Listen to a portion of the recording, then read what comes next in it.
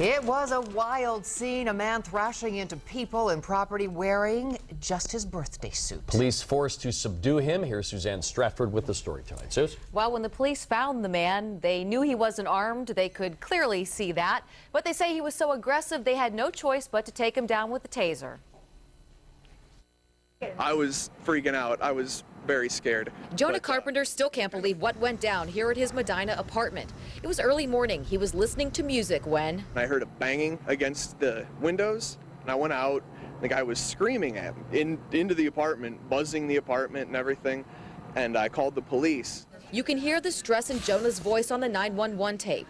Emergency 911. Someone just breaking into my apartment. He broke a window. Dozens of calls overwhelmed the 911 dispatch center, all because of the same guy and his strange appearance. I think he's naked. Police say he tried to get into several apartments. When that failed, he then tried to break into some of the cars here in the parking lot.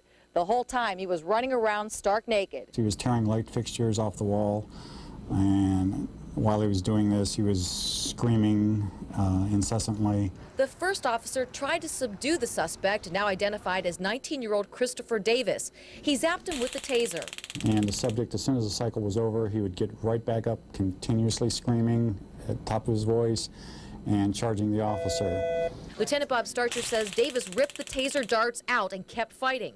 After 3 taser hits, officers were finally able to arrest him and take him to the hospital for treatment.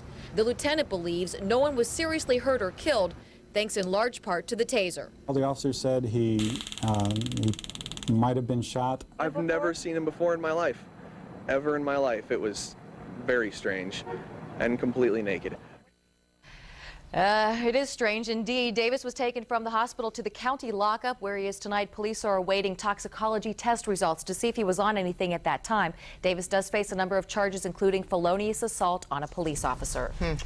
Interesting, isn't it? Interesting indeed, to say the least. Something that everyone That's who an witnessed it understatement. won't soon forget. No, I'd say not. Thanks, Suzanne. All right, thank you. The case of the parents accused of keeping their children in so-called cages is now in the hands of a jury tonight.